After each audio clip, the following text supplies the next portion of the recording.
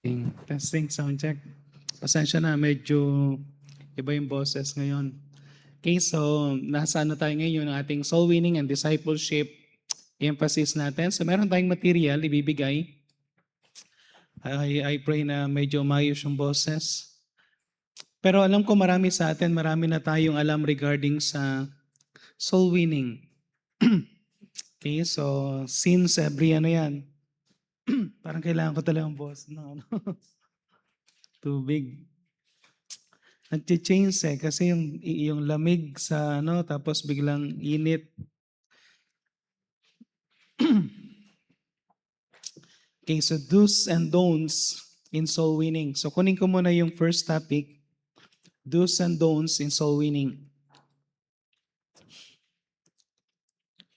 Kasi alam ko may mga iba, sometimes we know the message, we know the tawag dito yung gospel of salvation, yung gospel na pinipresent natin, the gospel of salvation.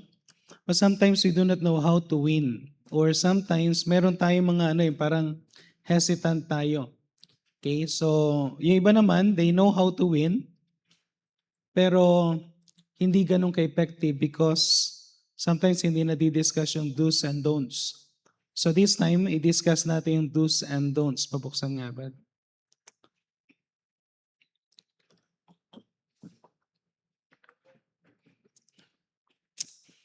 Paggising ko ng umaga, okay pa yung boses ko eh. Biglang hinatching lang ako. Biglang nagbago talaga na ano. Siguro ano. Okay, so okay lang kayo? Hopefully magkaroon ako ng boses dire-diretso to. Wala muna akong inano na tag dito yung guest speaker. Pero gusto ko lang na ano na kasi emphasize din natin, hindi rin tayo nag-invite from other churches na gaano hindi tayo talaga nag-invite because I want to emphasize sa ating church. Okay, kung gusto niyo ang church natin i-bless ang Panginoon, then let's go to the main task. And the main task is soul winning. Okay? At sabi nga ni Pastor Doug doon sa Psalms 41 verse 1, every time we do something for the poor people, especially yung poor spiritually, i-bless tayo ng Panginoon. Kaya nga, ito yung pinakaano natin. Gusto kong i-bless ng Panginoon yung church. At the same time, gusto kong maging mas ma-establish natin yung church. Kasi may strengthen yung church. So, paano may strengthen yung church? Teach the members how to win souls. Amen? Okay, so dyan sa may ano natin, sa ating material, so ibibiano ko na dahil mahaba ito, dalawang area to, do's and don'ts in soul winning. So, pwede tayong tumayo, mag-pray muna tayo. So let's pray. Let's pray. Heavenly Father, muli po Panginoon, kami pong mula'y dumudulog sa inyong trono. Samahan niyo po kami Panginoon as we study your word. And I pray na bigyan niyo po kami Panginoon ng wisdom. Bigyan niyo po ako Panginoon ng boses. I pray na kayo rin po ang manguna sa bawat isa sa amin Panginoon that we could learn something. Mga things Panginoon na mga practical things that we could learn para ma-encourage kami Panginoon na mag-witness. At hindi lang po mag-witness but to also to disciple. To train somebody, Panginoon, para alagaan ng isang tao, Panginoon, na nagkaroon ng kaligtasan. Tulungan niyo po kami, Panginoon, that our church will multiply also. And I pray na marami pong members na magkaroon ng desire sa soul winning, magkaroon ng desire, Panginoon, sa mga tao, Panginoon, na mawi-witness nila. And I pray na mag-create, Panginoon, kami ng atmosphere sa aming church about witnessing souls, that they will see, Panginoon, yung joy na meron po kapag every time na meron kaming nawi-witnessan, at meron po kaming nasa share ng inyong salita. So tulungan niyo pang bawat mananampalataya because we really know, we really believe na kayo pang Diyos na nag-utos sa amin, Panginoon, at pinaka-desire niyo po is the salvation of the lost. So I pray na tulungan niyo pang bawat mananampalataya so that we could learn lessons, things that will strengthen us, that will give us instruction, Panginoon, para kami po, Panginoon, ay mag-grow spiritually.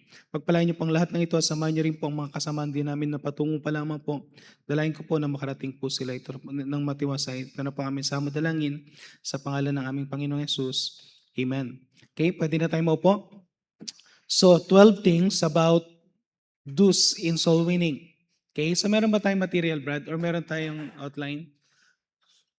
So do in soul winning. So number one is do go with a purpose to win. So meron ba tayo, Brad? Wala pa. Meron na. Ayun. Okay, so do go with a purpose to win. Okay, so make sure that we are going with a purpose. Okay, ano yung purpose natin? Ano yung pinaka-purpose natin? Our purpose is to win souls. Amen? Luke chapter 19 verse 10. Tingnan natin yung mga talata. Luke chapter 19 verse 10. Okay, so yung ano natin hanggang ano muna tayo, hanggang 5:30, then magbe-break tayo mamaya 5:30. Pero sulatan niyo yung mga ano niyo po, no? Luke chapter 19 verse 10. Anong sinabi diyan? Kung kayang ma-plus na lang, Brad, yung mga ilang verses, brother. Luke chapter 19 verse 10. Ang sabi po diyan, for the Son of Man is come to seek and to save that which was lost. Okay, pumarito ang Panginoon for one purpose, to seek and to save that which was lost. Okay, at makikita rin natin dito sa may chapter 15, verses 4 and 5 ng Luke. Atras lang kayo ng konti. Luke chapter 15 verses 4 and 5. And when he had found it, he laid it on his shoulders, rejoicing. Okay? And when he cometh home, he calleth together. Makikita natin yung pinaka-purpose ng Panginoon, no? Sa may verse 4 and 5 pala, no? What man of you having 100 sheep, if he lose one of them, that not leave the 99 in the wilderness, and go after that which is lost until he find it. And when he had found it, he lay it on his shoulders, rejoicing. Alam, isang bagay na makita nyo lang dito na ano, no? Hindi to ano, para pagsilosin tayo what, pero natutuwa ang Panginoon every time na nag-gather tayo sa church as a saved people. Pero ang heart niya doon pa sa walang Kristo.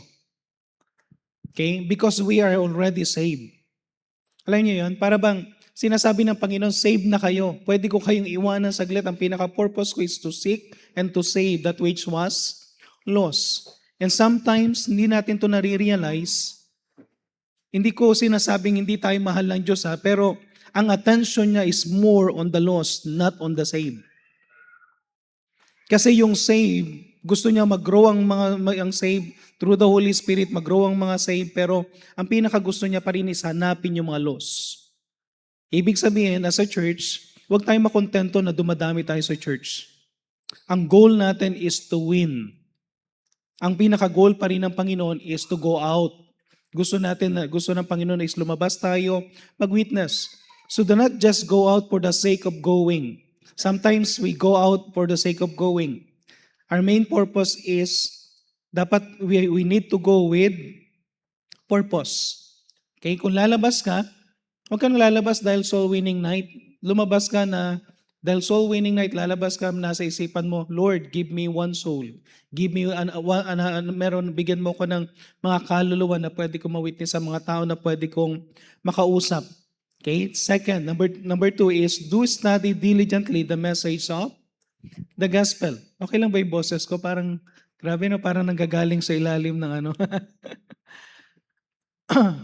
Okay? Do study the message of the gospel. Okay, know your message. Okay, know your message. Sino sa inyo natanong na ng sa gospel tracts, di ba? Nagbibigay tayo ng gospel tracts, 10 commandments.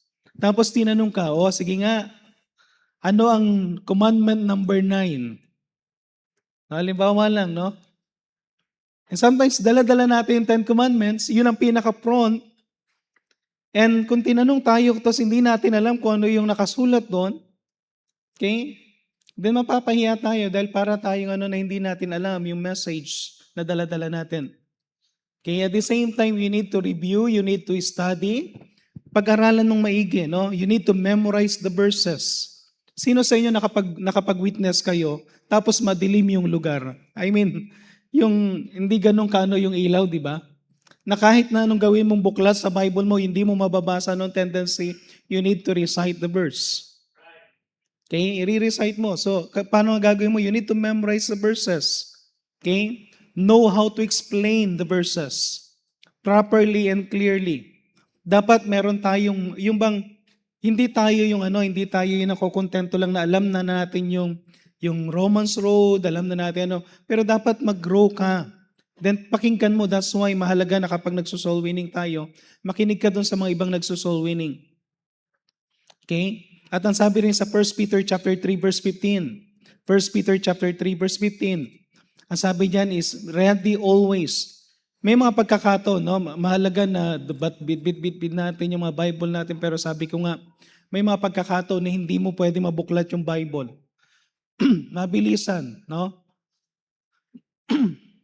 Kaya sabi yung madilim, medyo madilim, hindi mo mababasa o kaya hindi niya rin mababasa dahil may late yung letra.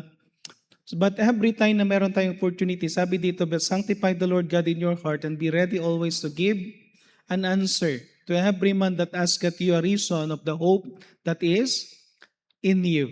Okay? Ready always, no? Ready always to give an answer. So, mahalaga na mag-grow tayo, no? Pagka meron kayong sino sa inyo bumibili ng mga materials about soul winning, about discipleship? Alam niyo, isa sa binibenta sa may spiritual leadership, yung na discipleship material, yung continue. Okay? Tapos meron din tayong ginagamit ngayon, yung ginagamit din natin na New Life in Christ. Okay? Pag wala kayong ginagawa, maganda basahin niyo yun.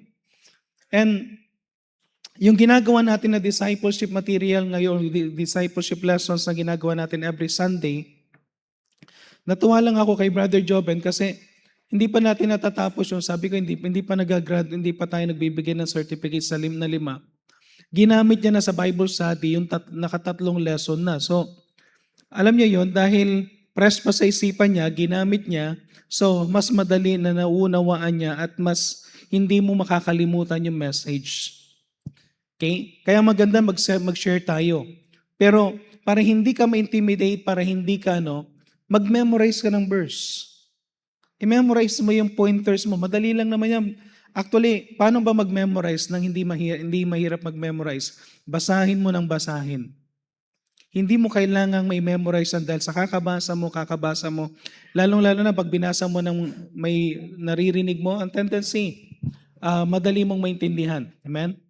Okay? Okay lang ba kayo?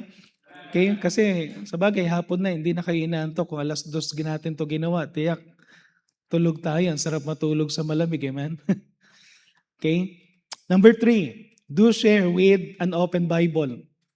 Okay? Do share with an open Bible.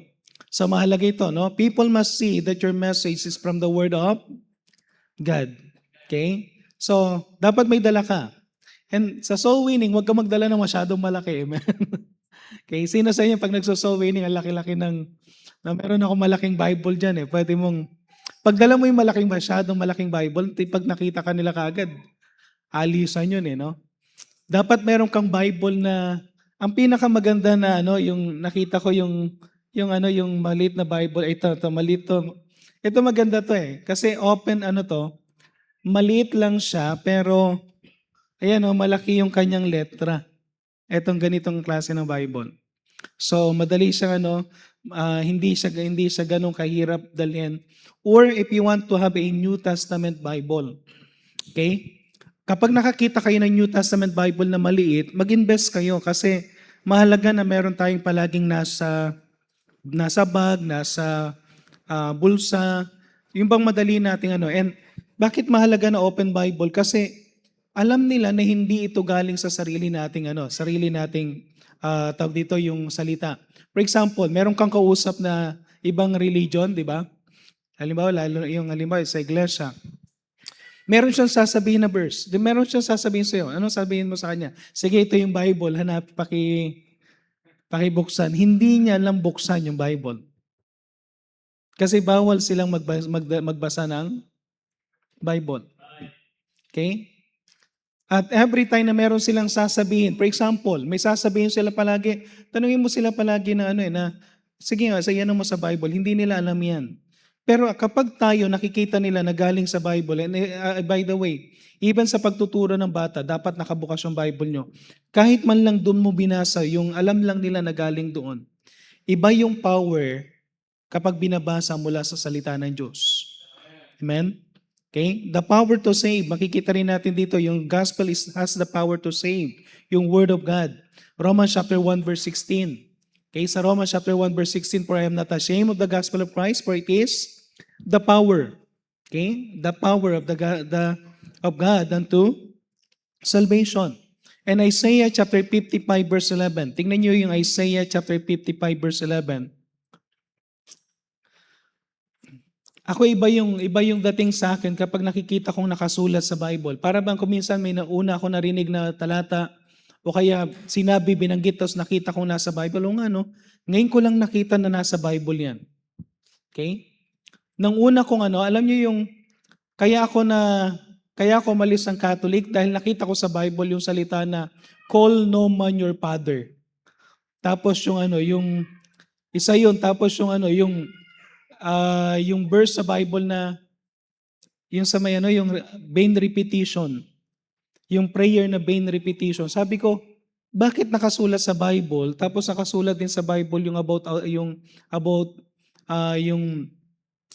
pagsamba sa Diyos-Diyosan, pero sabi ko bakit hindi tinuro sa amin?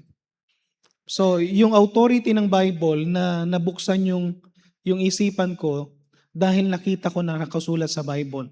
So mahalaga din na kapag nag-share tayo ng salita ng Diyos, especially salvation, it must be from the open Bible. Okay, number 4, do share the gospel boldly.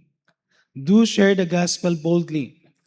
Okay, share the gospel with confidence. Okay, sino sa inyo, may mga things na kailangan din tayo matutunan eh.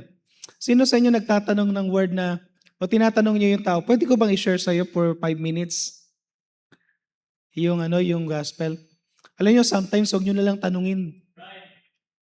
Kasi nagpapaalam ka pa eh. Paano kapag sinabi niya, busy ako. Pero kapag nagsimula ka, nag-share sa kanya, alam mo ba kung saan ka patutungo pag namatay ka? Or magbigla ka na lang mag-open ng very ka lang. Yung alam niyo yung with confidence na nagsabi ka sa kanya. Alam mo, ang Bible nagsasabi patungkol sa langit. Pwede ka makatiyak. Tapos sunod-sunod ka na magsasabi, wala kang paalam ha. Pero dahil nagsimula ka with confidence, anong tendency? Yung tao, hindi na makahindi. Nakuha nyo? And sometimes kasi ganito tayo kuminsan. Alam natin na bakit hindi tayo makapag-say something boldly sa Word of God? Because na-intimidate tayo dahil halimbawa, yung witnessan mo nakasalamin, feeling genius, no? Pag lahat ba na nakasalamin, genius? Hindi naman. Malabo lang talaga yung mata. Okay? Okay, nakita mo, ang ganda ng damit. Okay? Sabi nga nila although attorney, kahit na yan ay attorney, hindi niya lahat alam. Meron isang farmer, sabi niya doon sa attorney, kumuha siya ng munggo, yung mga buto ng munggo. Attorney, total mataas ang iyong pinag-aralan. Paano mo malalaman kung yung munggo, itong mga buto na to, anong buto dito yung tutubo, saka ano yung hindi? So sabi ng attorney, tiningnan niya yung buto. Sabi niya, hindi ko alam. Sabi ng yung farmer, simple lang, ilagay mo sa tubig. Lahat ng lumubog, tutubo. Lahat ng lumutang, ampaw, hindi yan tutubo. So ibig sabihin parang ganito. In terms of farming, walang nakakaalam na masigit kaysa sa farmer. In terms of fishing, walang nakakaalam ng masigit kundi yung mga fisherman. In terms of salvation, walang nakakaalam kung hindi yung mga saved. Kaya huwag kayo ma-intimidate. Marami tayong hindi alam, pero alam mo kung paano ma-save. Kaya pag nag-share ka, share mo lang with boldness. Okay? I-share mo na huwag kang matatakot. Sabi sa Acts chapter 4 verse 29, and now Lord, behold their threatenings, and grant unto thy servant that with all boldness that we may speak thy word. Okay? So may threatening, merong intimidation, pero sige lang, magsalita ka lang. At subukan nyo, no? Sa mga nagwi-witness, subukan nyo na wag na magpaalam, nabigyan kayo na, no? Makipagkwentuhan lang kayo. Ako pala si ganito. Di ba? Magsisimula ka ng kwentuhan.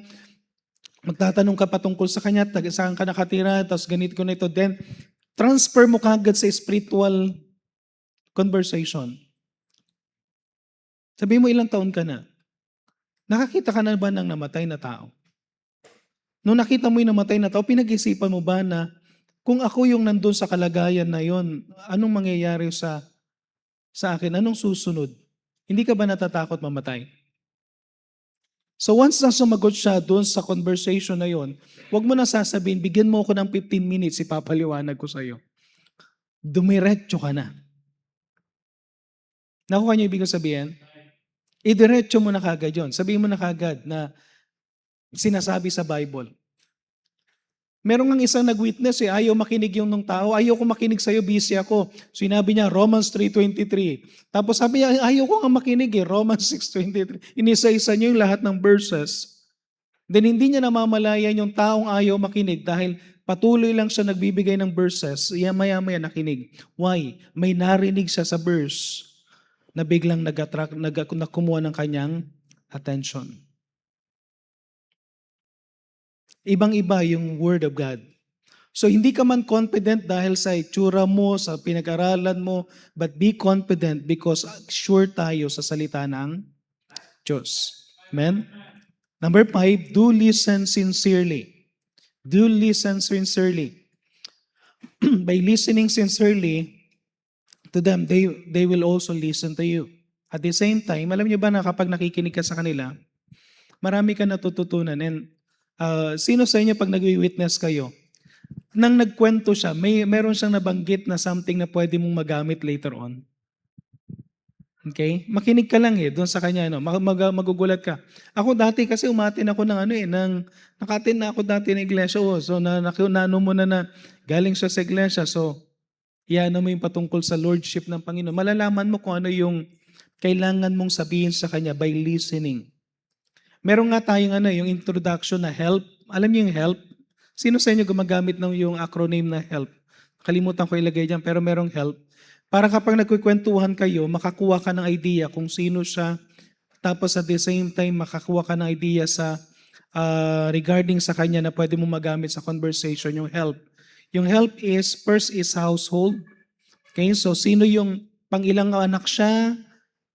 Mag-isa lang ba siyang anak o kung siya ay magulang, ano ang kalagayan, sino-sino yung mga kapatid niya, tapos yung E is employment, tapos yung L is loved ones, tapos yung P is yung plan of salvation.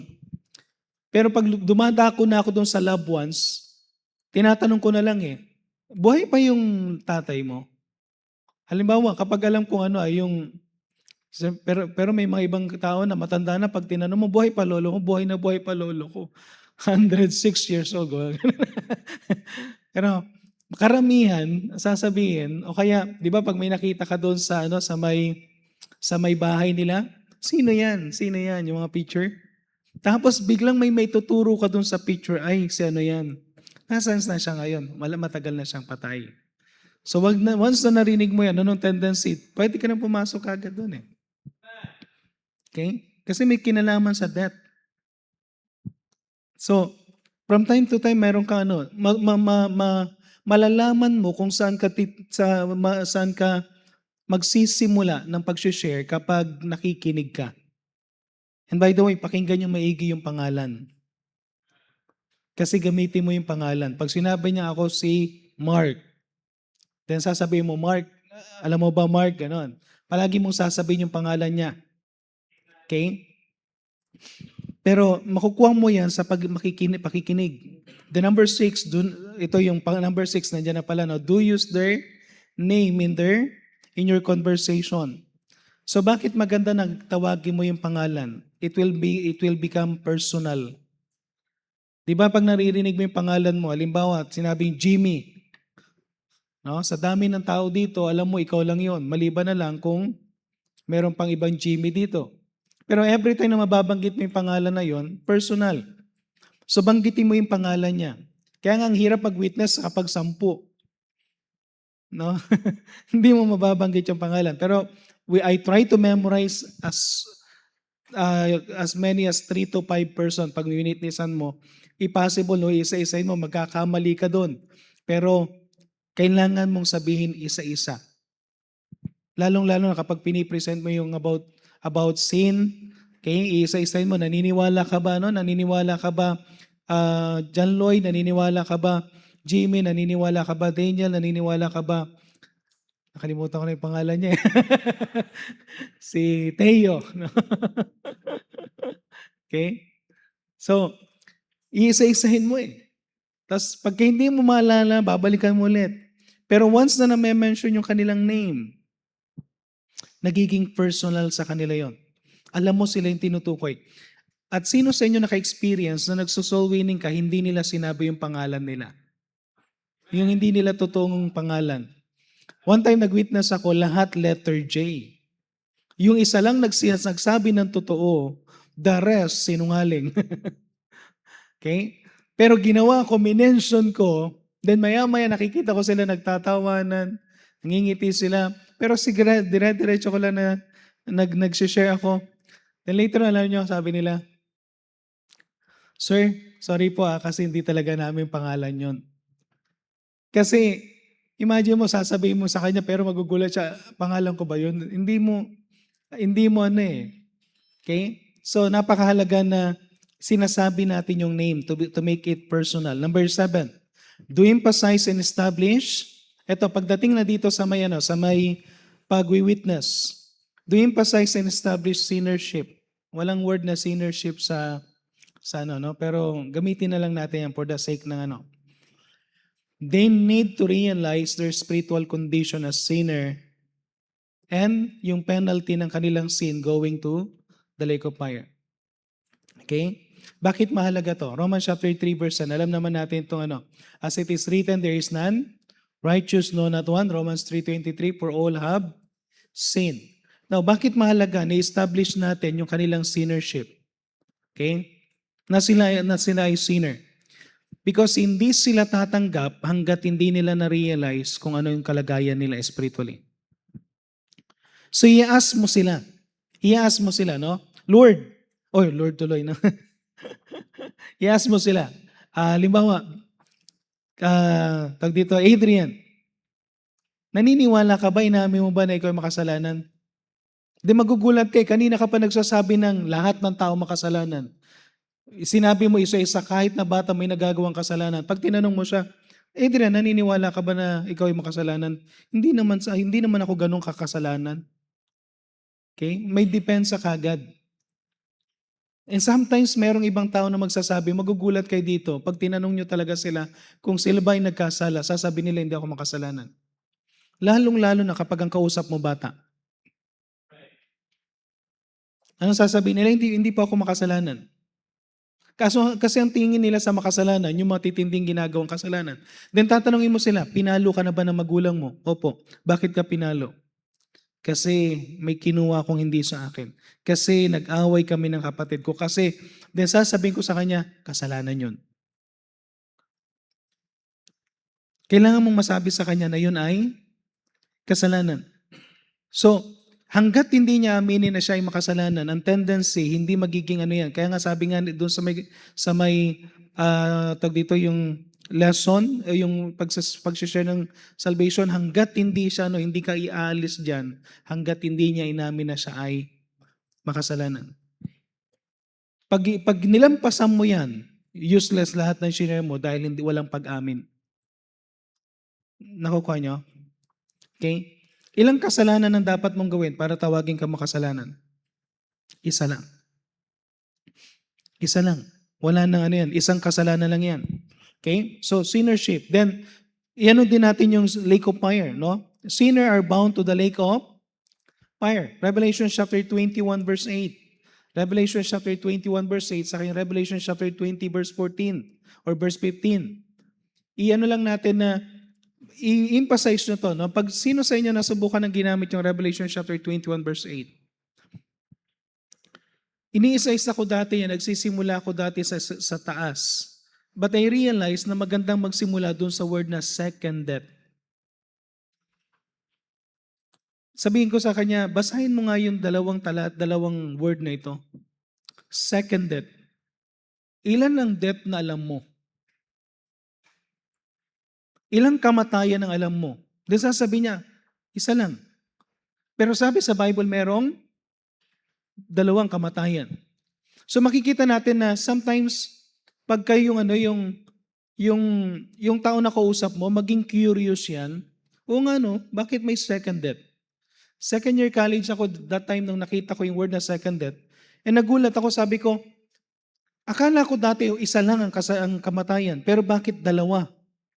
Then nagsimula na ako ngayon na naging curious na tinitingnan ko na yung second death, hindi ko na gaano tinitingnan yung mga kasalanan dyan, yung lake of fire, yung ano din, yung liars kasi kasama tayo doon. Pero ang sabi sabi yung makikita natin dito na someday pag mamamatay ako, may naghihintay palang ikalawang kamatayan pa.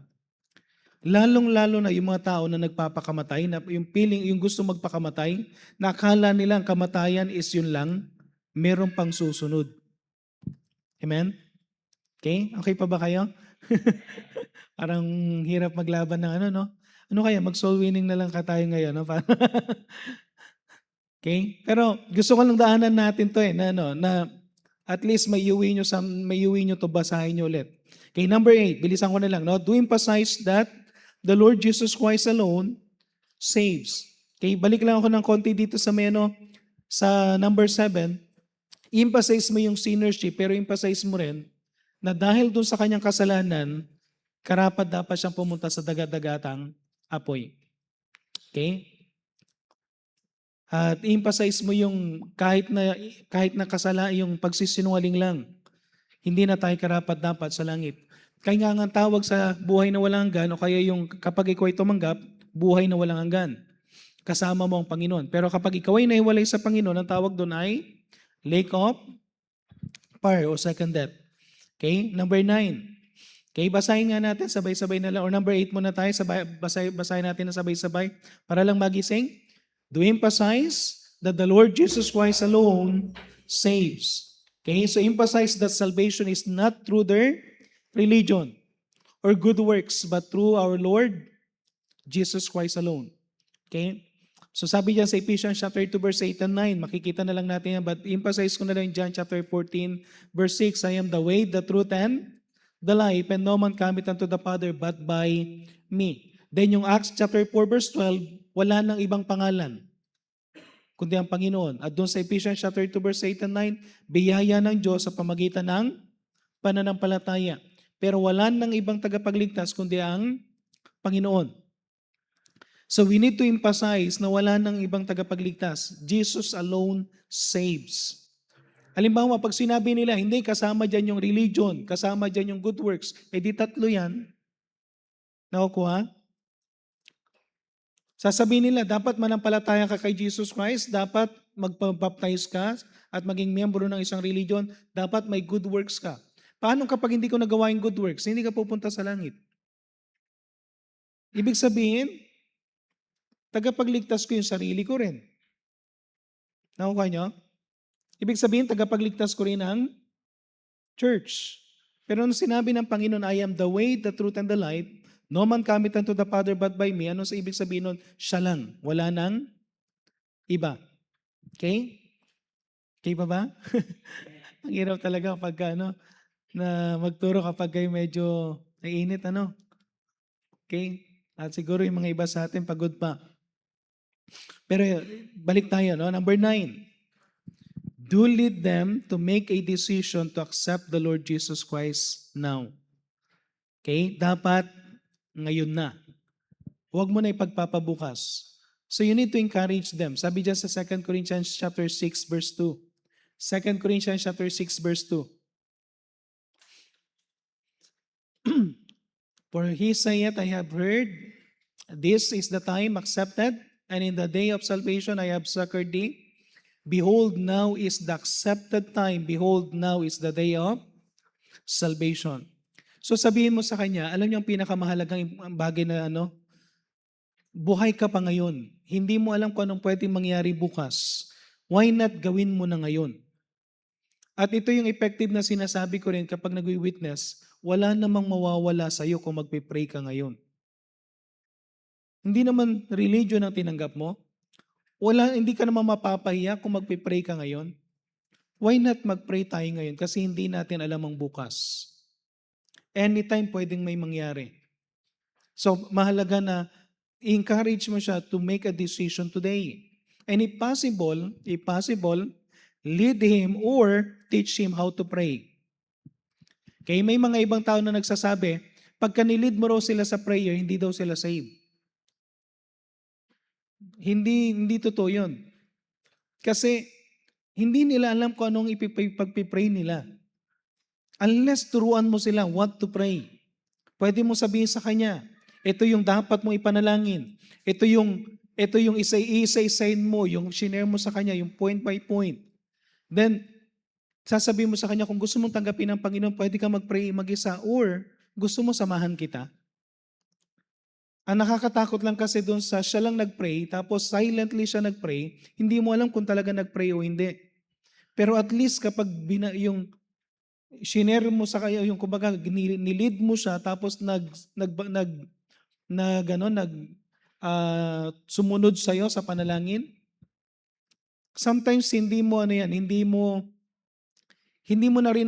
naman alam kung talagang tumanggap, pero kahit papaano, at least alam mo na narinig niya yung prayer. Kung hindi man niya tunay na tinanggap ang Panginoon that time, at least pwede niyang balikan yung prayer na yon. Kaya nga sa isang gagawin natin doon sa ating gospel track, sabi ko kay Brother Maning, ilalagyan natin ng sinner's prayer. Kasi pwedeng habang binabasa niya yan, pwede siyang gumawa ng decision. Very simple prayer. To accept the Lord Jesus Christ as personal Savior. Kasi kung hindi mo ililid yan, sabi mo, sige mag-pray ka. Tapos nag-pray siya, Hail Mary, full of grace. The Lord is with you, no? Glory. So, glory be to the Father. Akala niya yung prayer is yung mga nire-recite, patay. Hindi lalo na save. Okay? At kung meron kang loved ones na nakahiga na, yung bedridden, at hindi mo alam kung kailan mamamatay, kung anong pwedeng mangyari, anong kailangan mong gawin. Kahit na siya, gusto mo marinig mo siyang nag-pray to receive. At kung hindi ko man siya marinig nag-pray to receive, nakatubo yan, sasabihin ko isa-isa, yung balimbawa, meron akong winitnessan, inaami mo ba na ikaw ay makasalanan, pisilin mo yung kamay ko. Then pag pumisil yan, alam kong nag-response. Inaami mo ba na dahil sa kasalanan, hindi ka karapat sa langit? So isa-isahin mo yun. Then later on, sabihin mo, gusto mo bang mag-pray? I-lead kita sa prayer. Pisilin mo yung kamay ko. Pipisil yan. Then magpipray kayo. Hindi mo man siya naririnig, pero dahil meron siyang response, hindi niya kayang magsalita. Mahina na siya, pero yung effort na siya ay pipisil, ibig sabihin, nakikinig siya. At ginagawa niya pa rin yung best para makipag-communicate sa iyo. So pwede mo siyang i-lead. Okay? So make sure to lead them. Yung tinatawag natin na tawag dito yung drawing the net. Walang masama kapag ililid mo sila. Huwag kayong maniwala doon sa mga tao na gumagawa ng imbembento na tawag dito, bawal lang mag-pray para ma-save. Parehas lang din yan sa mga taong nagsasabi na wala nang yung qualification ng pastor ay hindi na qualification. Ang dami na nilang tinanggal sa Bible eh. Hindi ang tithing kasalanan. Pare-parehas lang yan. Pero ang pinaka-purpose nila is to lower down yung sinasabi ng salita ng Diyos. Okay? So mag-witness pa rin, mag-pray to receive, mag-lead mo pa rin sa prayer or turuan mo kung paano mag-lead. Number 10. Pag natapos natin itong 12, tayo ng konti para medyo magising ha. Tapos kanta ng isang awitin lang bago yung don'ts. Okay, number 10, do lead them from mere belief to active faith. Okay? Ano ibig sabihin ng mere belief to active faith? Marami tayong may mga tao tayong kausap, they had the head knowledge o yung head faith na tawag nila. Meron silang knowledge lang pero hindi ganun ka-active. Hindi galing sa puso. So they believe, they have knowledge pero walang believing. Tingnan niyo ang Romans chapter 10. Romans chapter 10. Anong sinabi ng Biblia sa Romans chapter 10 verse 9 to 10? Romans chapter 10 verses 9 to 10, that if thou confess with thy mouth the Lord Jesus and shalt believe in thine heart that God hath raised him from the dead, thou shalt be saved. Okay, so sabi dito, dapat merong confessing with the mouth, pero meron ding may believing in the heart. Tapos pagdating sa verse 10, biglang nag-change yung pinaka-priority. For with the heart man believeth unto righteousness, and with the mouth confession is made unto salvation. So, mahalaga dito yung pananampalataya from the heart. So may mga tao, they have knowledge. At ang nakakalungkot dito, karamihan ng may knowledge yung lumaki sa church. Karamihan na may knowledge yung marami nang natutunan pero walang changes, walang evidence of salvation, hindi sila saved. Kasi meron lang silang head faith pero wala silang heart faith. No? Head knowledge pero wala talagang genuine na tawag dito na pananampalataya. Number 11, do always pray. Okay, do always pray. Kapag nag-witness kayo, ang ibig ko sabihin, do always pray, hindi naman ibig sabihin saglit magpe-pray muna ako tapos yung mga hindi ganon. Ibig ko sabihin habang nagsasalita ka. Halimbawa ako habang habang nagpe-preach ako, pwede ako mag-pray. Sometimes, Lord, medyo yung boses ko, hindi ko, yung isip ko, something na yung kahinaan ko ngayon, please, parang meron ka sa sarili mo, nagpe-pray ka. So always pray before going out, during soul winning, and after soul winning. Ipagpipray mo. Bakit mo pinagpipray? Pagpipray mo, Lord, bigyan mo ako ng makakausap. Pangalawa, Lord, bigyan mo ako ng habang nag-usap kayo, bigyan mo ako ng words. Ano yung mga tamang words na kailangan kong sabihin? At ang Panginoon nakakatuwa, siyang magsasabi sa iyo kung ano yung mga bagay na kailangan mong sabihin. Romans chapter 4, tingnan yung Romans chapter 4, or Colossians chapter 4. Colossians chapter 4, verse 3 and 4. Sabi dan, with us praying also for us, that God would open to us the door of utterance, to speak the mystery of Christ, for which I am also in bonds, that I might, sabi to manifest as I ought to speak. So sabi ni Apostle Paul, pag-pray nyo na buksan ng Panginoon yung bibig ko to speak the mystery of Christ. Ibig sabihin, may mga things kang hindi mo alam kung ano yung pwede mong sabihin.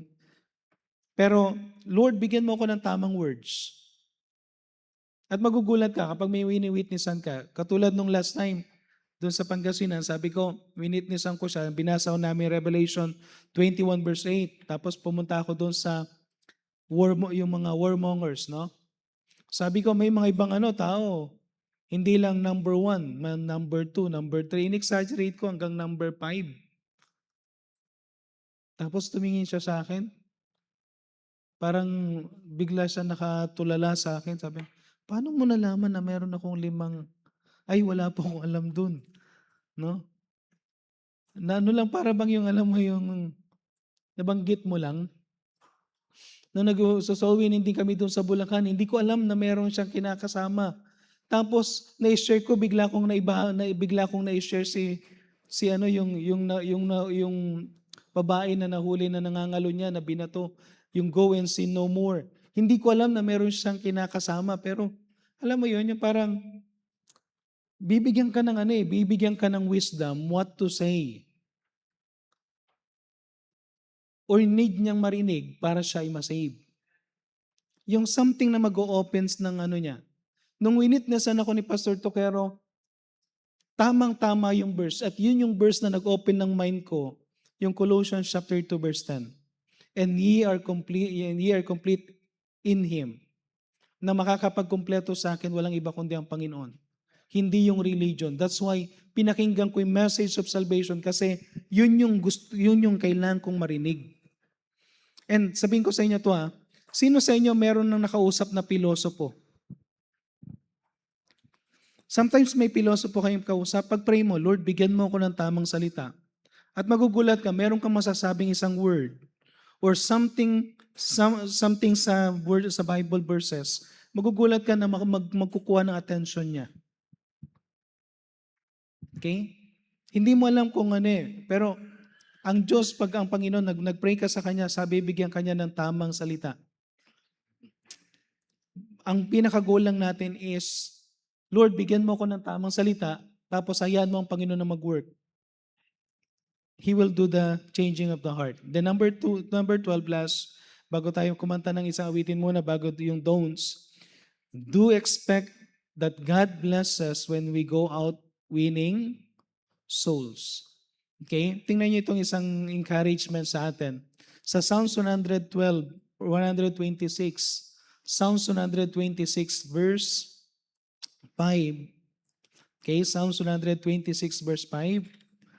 Yung sinabi dito na, ano, na they that sow in tears shall reap in joy. Tapos, verse 6, he that goeth forth and weepeth, bearing precious seed, shall doubtless come again with rejoicing, bringing his sheaves with him.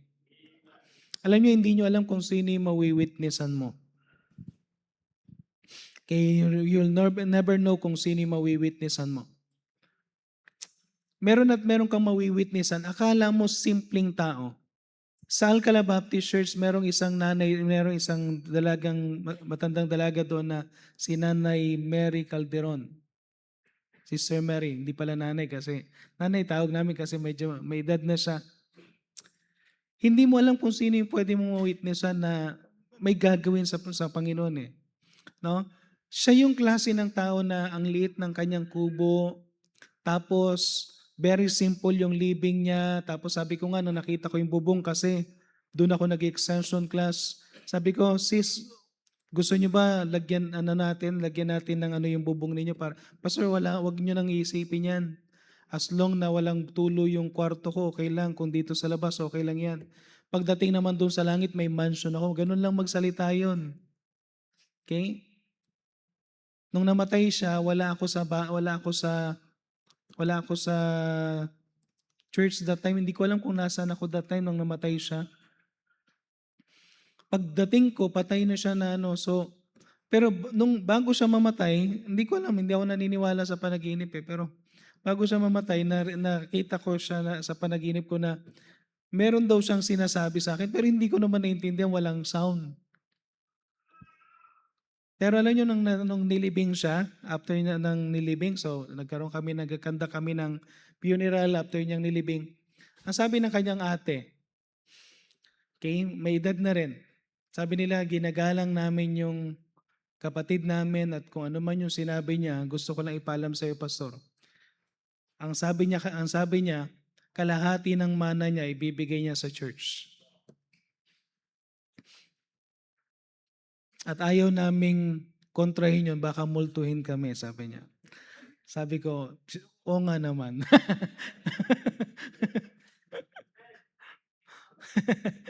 Hindi naman tayo naniniwala sa multo pero ano na. Pero hindi mo alam eh. Akala mo, tingnan nyo ta. Sometimes may mga tao kayo na hindi nyo alam kung sino yung mawiwitnessan ninyo na pwede palang maging blessing. Kala natin ang nagiging blessing lang, yung may malalaking bahay, yung mga ano. Tapos siya walang, pero nakakagulat, no? And hindi mo alam kung ano yung tendency. May mga ibang tao na, merong isang tao na, ano, merong si Pastor, ano, yung pinuntahan natin sa, ano, sa may, sa may Romblon. Meron siyang during that time ng pandemic, merong isang foreigner na walang tubig, ang ginawa niya, binigyan niya ng tubig, tapos winitnessan niya. Okay? So dahil nakapagbigay siya ng tubig, pinagmerienda nila, na-witnessan nila yung foreigner na yon. Nung natapos yung pandemic, nakabalik sa sa kanilang lugar. Tapos sabi niya, nagpadala siya ng pera para bumili yung chariot, yung motor na ano na yung parang kulong-kulong yung 'di ba yung sa Rusi na chariot.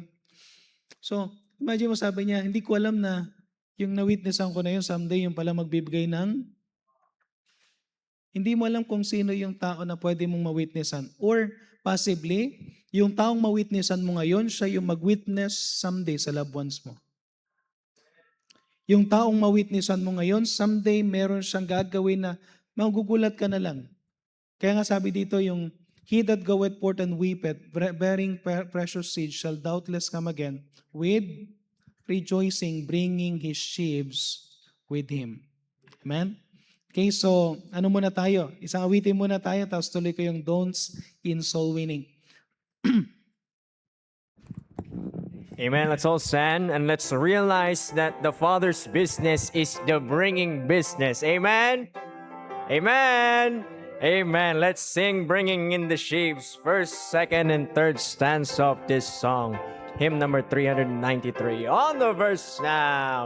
Sowing in the morning, sowing seeds of kindness, sowing in the noontide and the new eve. Waiting for the harvest and the time of reaping, we shall come rejoicing, bringing in, sit on, bringing in the sheaves, bringing in the sheaves. We shall come rejoicing, bringing in the sheaves, bringing in the sheaves, bringing in the sheaves. We shall come rejoicing, bringing in the sheaves. On a second now. Sowing in the sunshine, sowing in the shadows, fearing neither clouds nor winter chilling breeze. By and by the harvest and the labor ended, we shall come rejoicing, bringing in, sit on, bringing in the sheaves, bringing in the sheaves. We shall come rejoicing, bringing in the sheaves, bringing in the sheaves, bringing in the sheaves. We shall come rejoicing, bringing in the sheaves. On the third and last. Going forth with weeping, sowing forth, amen. No, the loss sustained, our spirit often grieves.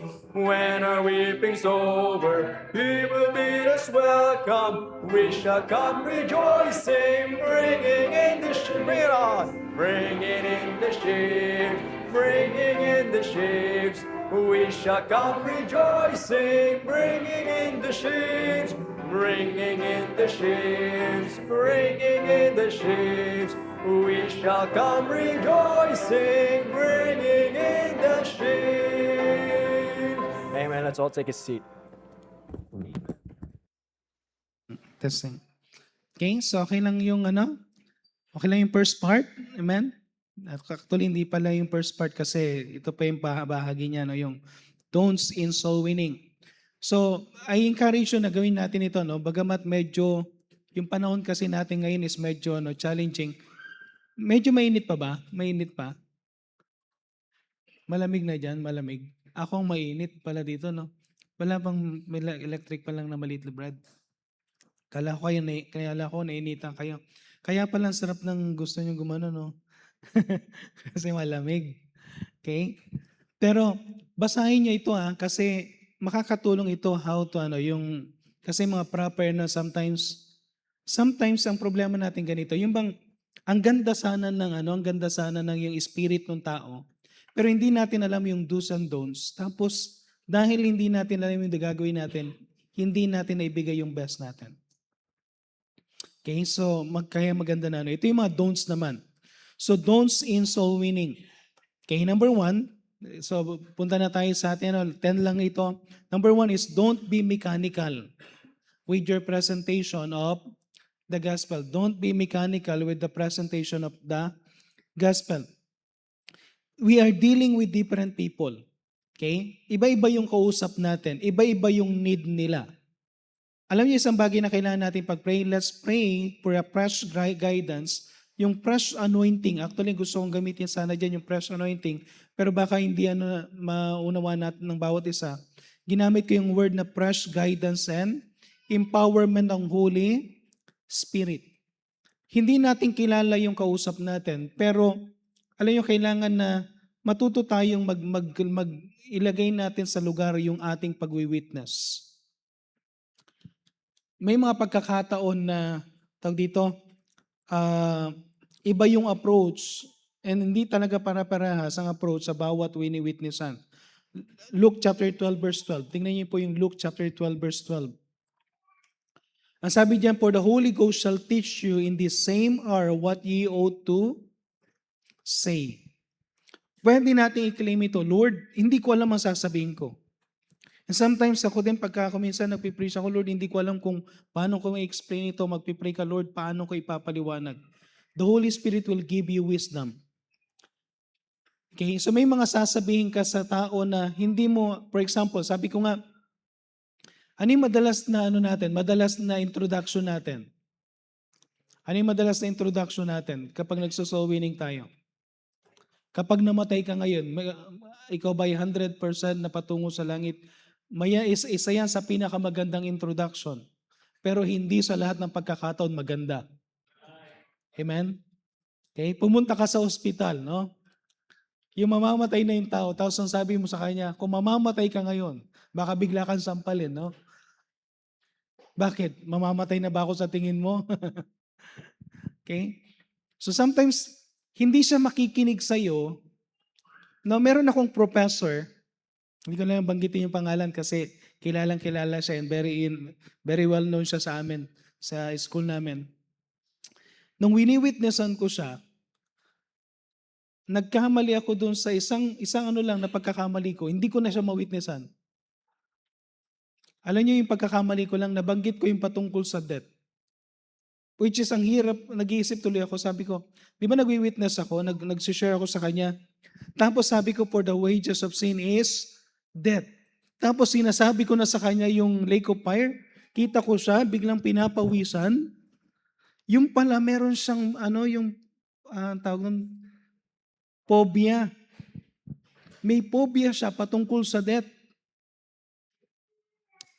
Tapos ako naman, i-insist ko pa na, sir, talagang yun naman talaga yung Alam mo yun? To the point na nagsabi siya sa akin, stop. Ayoko na marinig. Sa may mga tao na takot sa death, anong kailangan mo i-share para ma-witnessan mo? Pag-usapan natin yung life. Amen?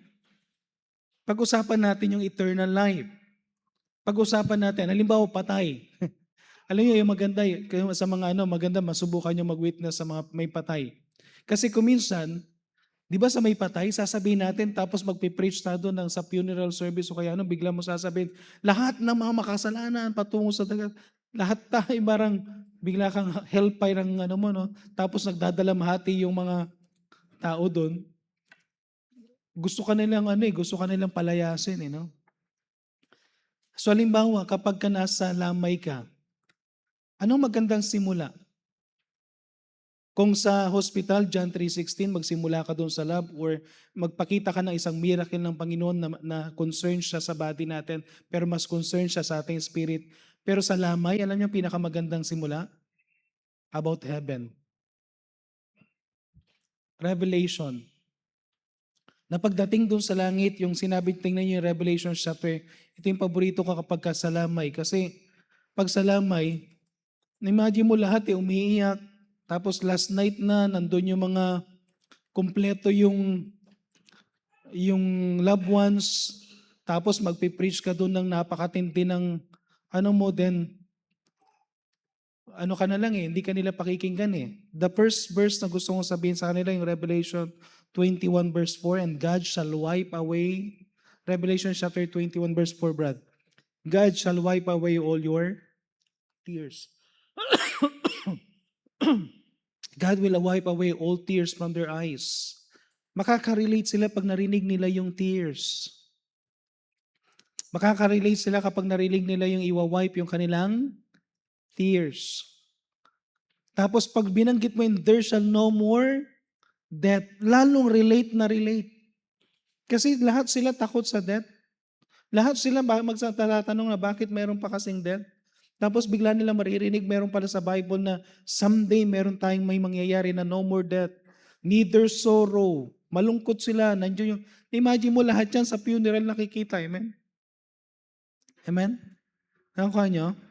So madaling gamitin yan ngayon, nor crying, neither shall there be any more pain, for the former things are passed away. Tapos bigla akong babanat na, sabi ko, wala nang pain. Wala na ring Miral Kubil, amen? Wala na ring Maynila, amen? Tapos maya-maya, makikita mo na yung mga mukha nila, magingitian na sila. Tapos sabi dito, for the former things are passed away. Tatanggalin na ng Panginoon. Then, maghanap ka rin ng isang verse na regarding doon sa papalitan ng Panginoon yung ating sa Corinthians, yung meron na tayong glorified body. Na someday pagdating doon sa langit, wala ka ng rayuma, amen? No? Wala ka ng arthritis. Wala ka ng maintenance. Kapag nawala yung buhok mo dito, meron na sa langit. Later on, makikita mo yung itsura nila from sorrow to meron na silang ngiti, nakakapag-joke ka na, then encourage na sila, then sasabihin mo, sino sa iyo, then gusto niyo rin ba na pumunta sa langit? Then sasabihin mo, ang Panginoon nag-prepare ng place. John chapter 14 verses 1 to 3. Na nag-prepare siya ng place na hindi ka dapat matrouble. Pero later on, sasabihin mo bandang dulo, kaya lang ito problema natin, may kasalanan tayo. Pero hindi na ganun ka-offensive dahil nauna na yung comfort. Sasabihin mo rin yung impyerno, pero hindi na ganun ka-offensive because nauna na yung comfort. Then dahil nag-desire sila, and someday sasabihin ng mga may edad, gusto ko rin ganyan, gusto ko rin ganyan. Most of the time, mas maraming tumatanggap. Why? Dahil nakuha mo yung tamang salita o tamang verse na dapat mong gawin, na dapat mong sabihin sa kanila. So paano mo magagawa yun? You need to pray sa Holy Spirit. Huwag kang maging mechanical. Yung bang nag-witness ka, winitnessan mo si Teo, pagkatapos ni Teo, kung ano yung sinabi mo sa kanya, sinabi mo rin sa kanya. Mamaya narinig niya, kapitado ko na yan. No? Iba-iba sila. Iba-iba yung situation. Kaya nga maganda tatanungin mo siya, makikipag-conversation ka muna sa kanya. Okay? So don't be mechanical. Kung kinakailangan, sabi mo, Lord, bigyan mo ako ng wisdom. Ano yung panong ko ano? And alam niyo kung paano ka nagkakaroon ng right way of introduction, listen to them. Talk to them. Number 2, do not go too fast with your witnessing. Don't go too fast with your witnessing. Our goal is to clearly present the gospel. Okay? Clear. May mga iba nagmamadali. Sino sa inyo nakapag-witness in 1 minute? Okay? Ang hirap nga ng 5 minutes tama? Sino sa inyo nagsabi, bigyan mo lang ako ng 10 to 15 minutes. Lagpas ka na ng 15 minutes, hindi ka pa tapos Okay? May mga iba, grabe Ilan na na-witnessan mo? 30. Wow. Within 30 minutes. Isa-isa yun Meron ako narinig na nag-witness, ganito lang Langit o impyerno? Langit. Sige, ligtas ka na.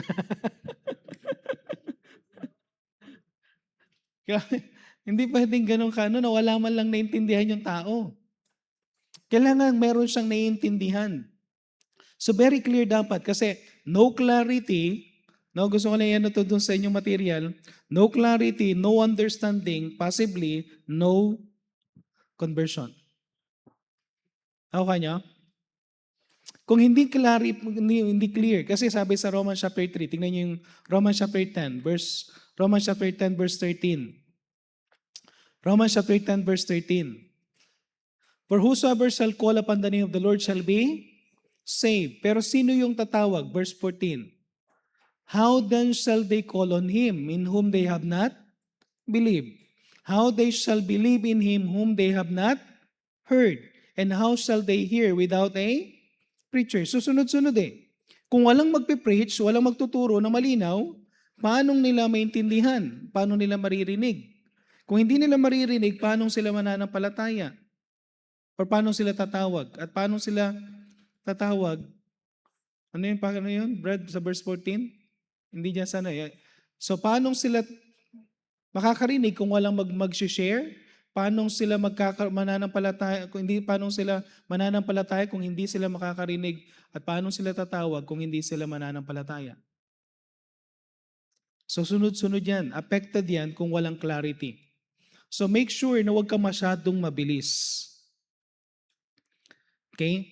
If it is possible, mag-post ka muna. Point number 1, ano yung mahalaga doon? Aminin niya na siya ay Makasalanan. Number 2, anong mahalaga doon sa number 2? Dapat malaman niya na ang kasalanan mayroong kabayaran. Number 3, ano yung ang pinakamahalagang na makita niya doon? Hindi niya kayang iligtas ang kanyang sarili. Number 4, si Jesus Christ ang tagapagligtas. Number 5, dapat niyang tanggapin si Jesus Christ sa puso mo bilang tagapagligtas. Dapat malinaw. And once na malinaw ang pagkakapresent na yan, then possibly yan. Hindi natin alam, pero at least, mostly, ang tao magkaroon ng real conversion kapag naunawaan. Number 3, eto. Number 3, don't argue. Okay? Number 3 muna tayo, Brand. Don't argue. Okay, mag-aminan tayo dito. Sino sa inyo na nag-soul winning one time uminit ang ulo mo? Taas ang kamay. No? Parang suntukan na lang. Okay. At mag-ingat kayo, merong reliyon na ganun, pag hindi ka nila matalo sa argument, lagot ka, bugbog ka, o kaya sabihin nila, doon tayo sa amin. Pag sumama ka doon, ibig sabihin, lagot ka doon. Or sometimes, naano tayo yung temper natin. Kasi, siyempre, parang, tawag dito, parang napakan yung yung pride mo, yung ego mo. Pero tanda natin ilagay natin to sa isipan natin when we go out soul winning, hindi natin kailangang patunayan na marami tayong alam. Okay? Alam nyo kung bakit tayo nag-argue? Kasi ang yabang natin. Tingnan nyo soul winning soul winning. Nagso-soul winning ka, tapos biglang may tanong siya. O sige, tanungin mo ko ng kahit ano, sasagutin ko. Hindi na soul winning yan. Yabang na yun. Ako kanyo? Once na nagyabang ka na, nagsimula ka at ang sarap ng pakiramdam ng laman, yung flesh. Tuwang-tuwa ang flesh kapag nagyayabang. Uy, nasagot ko Galing kong sumagot So hindi ka nagso-soul winning para patunayan mo na marami kang alam. Ang main concern mo is to win them. Win them. Okay? So you need to focus on the message of salvation. Pag meron siyang tinatanong, marami siyang tinatanong, o sige, bago ko makinig sa'yo, si Adan ba may puso o wala? Ganon, no? Wala siya umbilical cord. So parang, hindi mo na kailangan sagutin yun May mga tanong na, merong isang nagtanong sa akin, sige, bago kami makinig sa'yo, isang grupo yun ng mga seaman. Nung nagano kami doon kay Brother George dati. Merong isa talaga nagmamayabang, sabi niya, hindi, sagutin mo muna yung tanong ko bago ako makinig. Mamaya na lang po. Hindi ako makikinig, hindi kami makikinig hangga't hindi mo masasagot yung tanong ko. Tinanong ko yung buong grupo, sino po sa inyo, okay lang na mamaya ko na lang sagutin yung tanong. Sabi nila, ang nagtaasa yung kamay. Huwag mo muna kasi i-gate yung yung tanong mo, mamaya na yan. O dahil yung mga iba nagsabi na pakinggan muna, nakapag-witness ako. Tapos bandang dulo, tinanong niya, tapos ka na mag-witness, sagutin mo yung tanong ko, saan galing ang langis? Sabi ko, akala ko Bible lang pa yung go-usapan namin. Akala ko biblical verse din, mag-iisip ako kung saan ko kukunin yung sagot sa Bible na may verse na saan galing yung langis. Tapos sabi ko sa mga apostles, sa mga namatay na mga tapos sabi niya, tama yung sagot mo. Sabi ko, yun lang pala yung tanong mo. Akala ko naman masyadong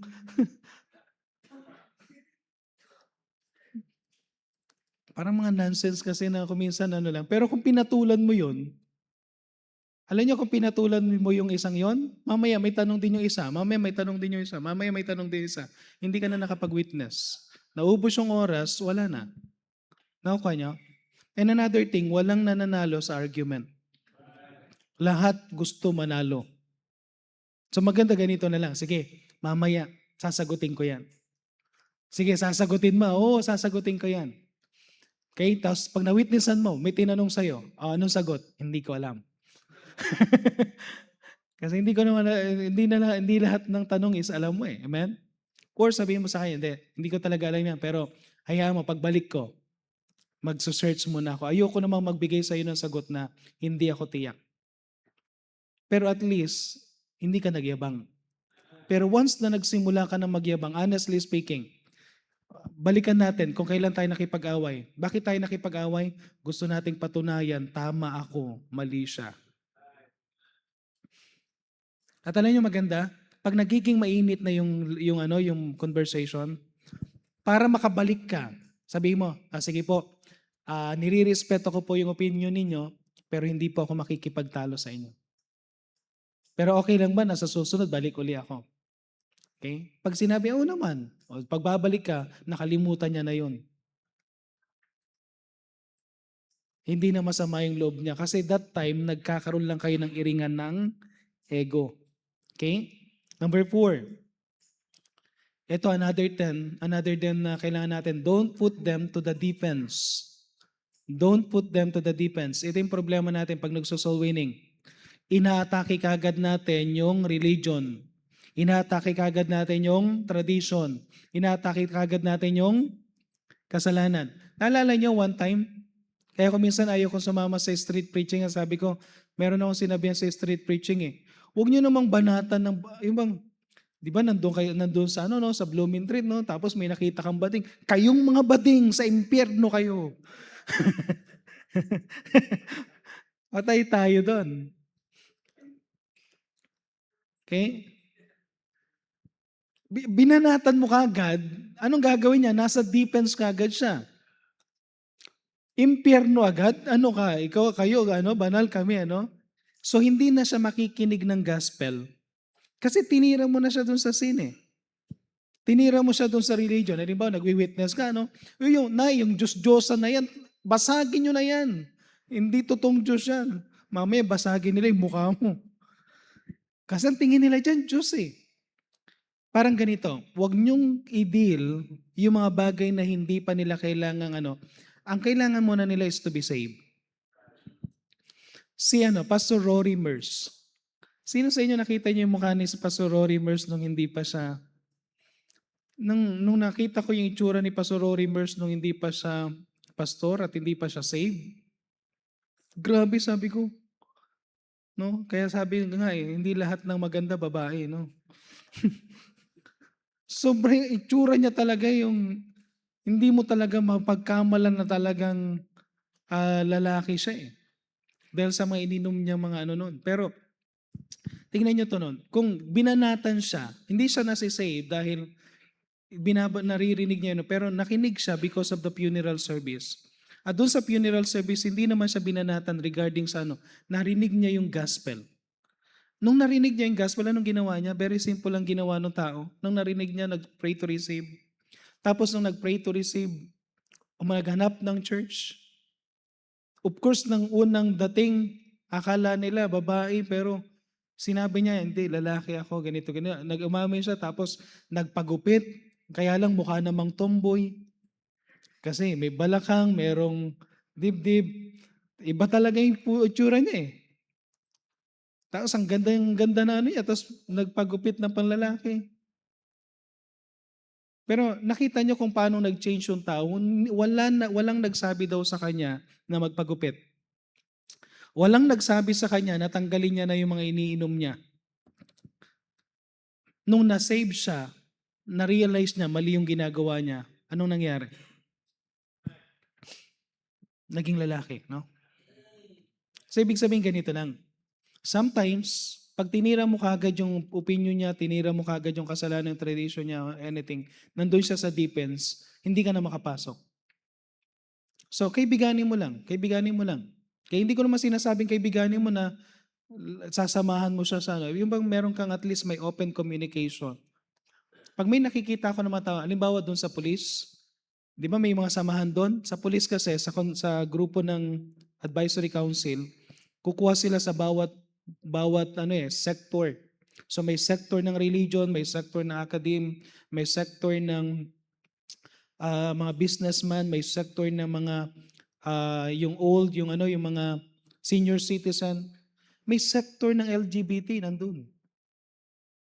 Okay?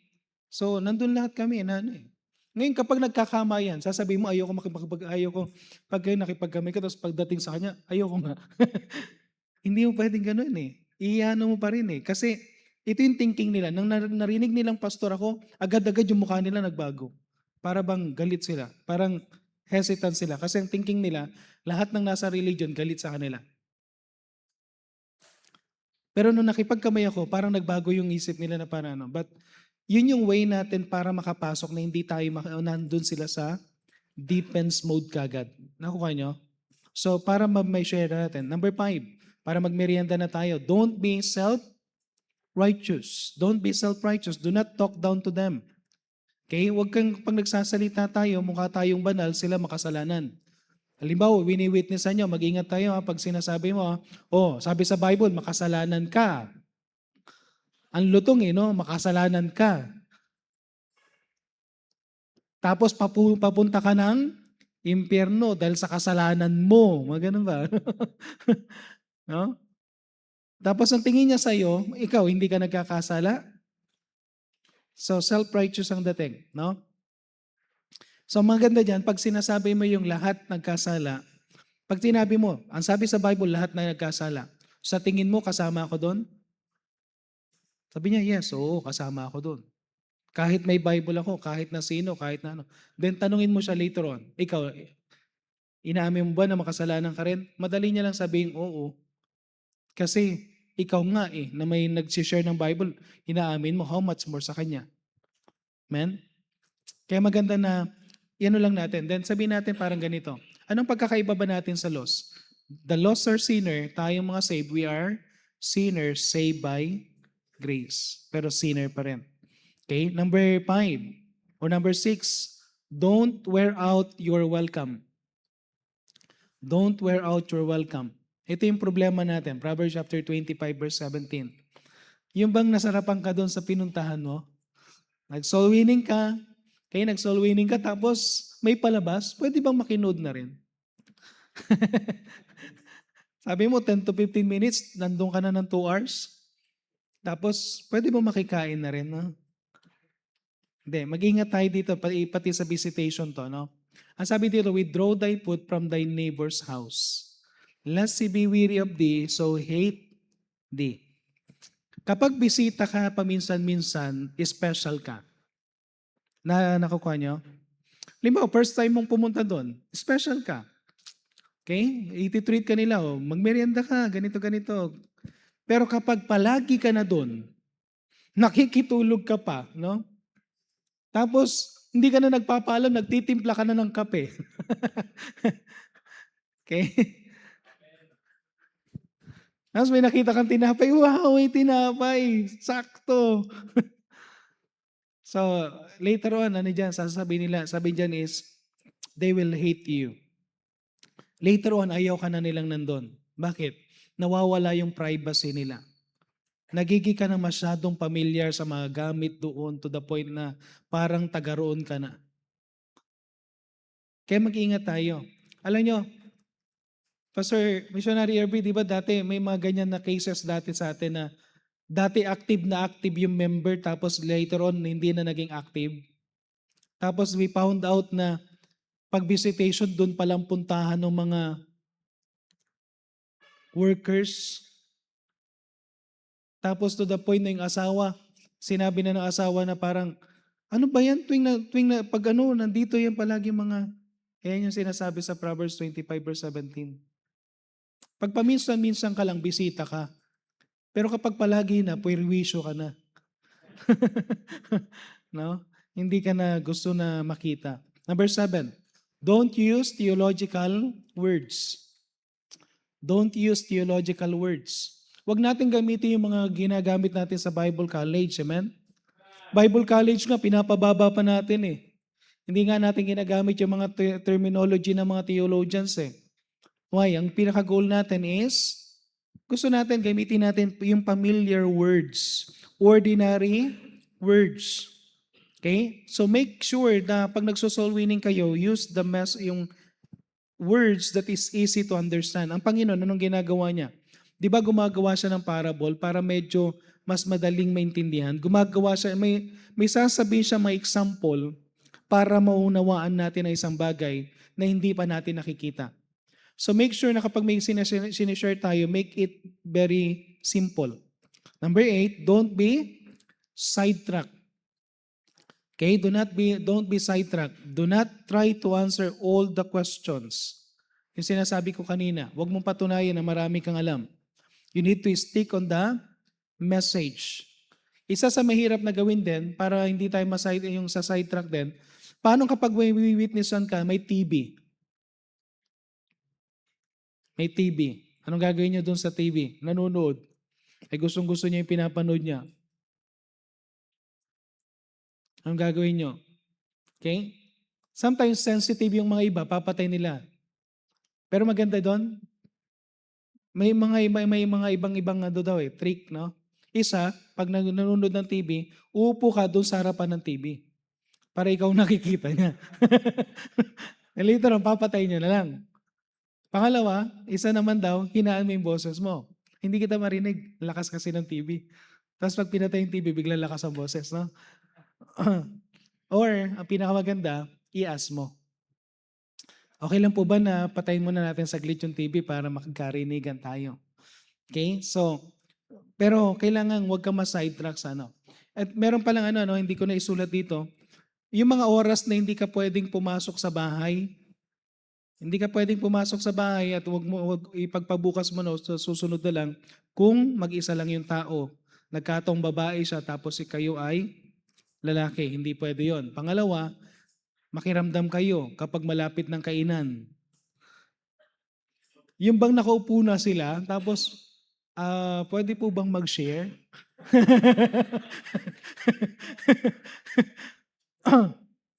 Okay? Pa-share na rin yan. So, hindi tayo pwedeng doon. Okay, so huwag kayong pupunta doon ng ganong oras. Okay, kasi wala rin, hindi sila makaka-concentrate. Number 9, eto, nabasa ko lang to doon kinuha ko yung mga ibang lesson na to doon sa material natin sa Bama. Don't lean on the sinner. No? Yung yung napaka-close nyo mag-witness, no? Yung gusto mo mabasa niya, tapos hindi mo alam, nakasandal ka na, no? Nakasandal ka na gano'n, no? Sa maunang minuto, nararamdaman niya yung kabigatan bilang makasalanan. Sa mga susunod na minuto, nararamdaman niya yung bigat mo. Dahil nakaganon ka na. Okay? So, huwag kayo masyadong close. Make a distance. Alam nyo, alam nyo kailangan nyo magkaroon ng distansya dahil hindi nyo alam kung sino kinakausap nyo. Tama? Okay? Hindi mo alam. Halimbawa, lalaki. Wala. Uy, lalaki. Witnessan ko, lalaki naman eh. Tapos, ang laki ng muscle naman eh, no? Witness ka, no? Tapos tumabi ka, no? Mami-misinterpret ka, baka akala niya, either ikaw yung mukhang bading, o kaya baka bigla kang akbayan yan, tapos imasahe ka sa likod, hindi mo, kaya mas maganda, para formal lang, pagkausap mo isang tao, distansya. Okay? Distansya ng konti. Kung may share ka sa Bible, then yung pa-B-shape na gano'n, na nakagano lang yung Bible. So, hindi ka dapat naka-lean. Observe yung distance. And be decent. At iwasan natin yan kasi nga kahit na anong gawin nyo, even sa mga babae, may mga babae mahahabang buhok pero may pagtangi sa kapwa babae. Now, one time kay Sister Larnie doon sa may Pangasinan nun, nakita ko si Sister Larnie nagsasalamin siya tapos pinuntahan siya ng isang member sa church, niyakap siya tapos ang sabi, ang sarap mga mayakapin. Sabi ko, parang hindi salita ng babae yun. Then I found out na totoo nga. Okay? Hindi talaga, may dalawa tuloy sila na nawala dahil we found out na meron siyang relationship doon sa isang member din namin na babae. Pero hindi mo sukat akalain kasi mahaba yung buhok. Kaya hindi lahat ng babae, hindi lahat ng lalaki ay isip Lalaki. Kaya mas maganda safe, distansya, amigo. Amen? Amen? May distansya. Number 10, don't be guilty of having, yan talagang didistansya siya kahit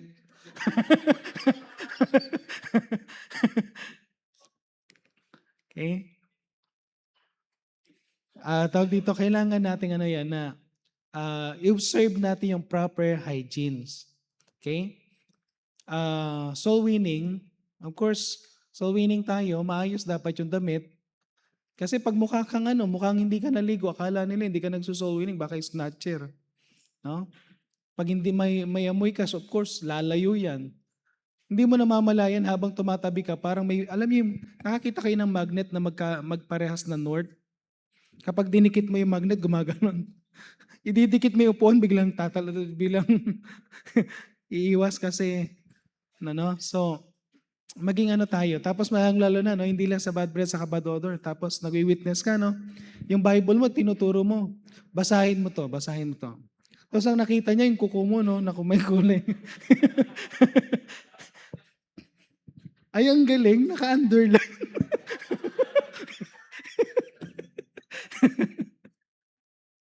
May underline. Naka-highlight na. So, sometimes nagiging comedy tuloy, hindi sila makapag-concentrate. Now, okay lang kung yung wini-witnessan natin ang mayroong problema, tayo mag-adjust. Okay? Tayo mag-adjust. Pero, wag naman tayo yung mayroong problema. Amen? Ginawa namin ito. Di ba naalala nyo dati, may mga naging estudyante tayo na foreigner, mga Indian, mga Africans. So, hindi namin alam kung paano sasabihin namin sa kanya dahil syempre pag po sumakay na kaming lahat sa FX ay sa may L3, wala talagang makahinga sa loob eh. Natanggal namin yung aircon tapos mag-open na lang tayo ng window para umikot yung ano. Eh hindi namin then kailangan mong lakasan ng loob mo, sabi mo. Kasi sa kanila, by the way, sa place nila, kapag lalaki ka tapos wala kang amoy ng ganon, hindi ka mukhang macho. Sa kanila kasi yun eh. Sa atin, hindi ganon. So sabi ko na lang, para simple lang, Brad, ganito po, ganito. Hindi kami sanay sa ano. So kung okay lang sa'yo, meron akong binili sa'yo na ganito. No, yung pang ano. Then, alam nyo, natuto naman eh. Actually, may mga ilan tayong isa sa pinakamalinis na makita natin na naging missionary natin, si Missionary Aday. Kahit pa paano, makikita mo siya yung na. So, wag kang and wag kang ma-open din kung sasabihin, Brad, wag kang ma-open kasi kaya medyo yung kausap mo kanina, medyo umiiwas kasi kada buga ng mo. Umiiwas siya, tapos lilingon ka pa. Pero kailangan lang. So, tayo, mag-brush, maligo na maayos. Amen? Okay? So, dun muna tayo. Amen? Okay, tawagin natin ang song leader natin, tapos magkaroon muna tayo ng break. Merienda muna tayo, tapos pupunta tayo sa visitation sa discipleship.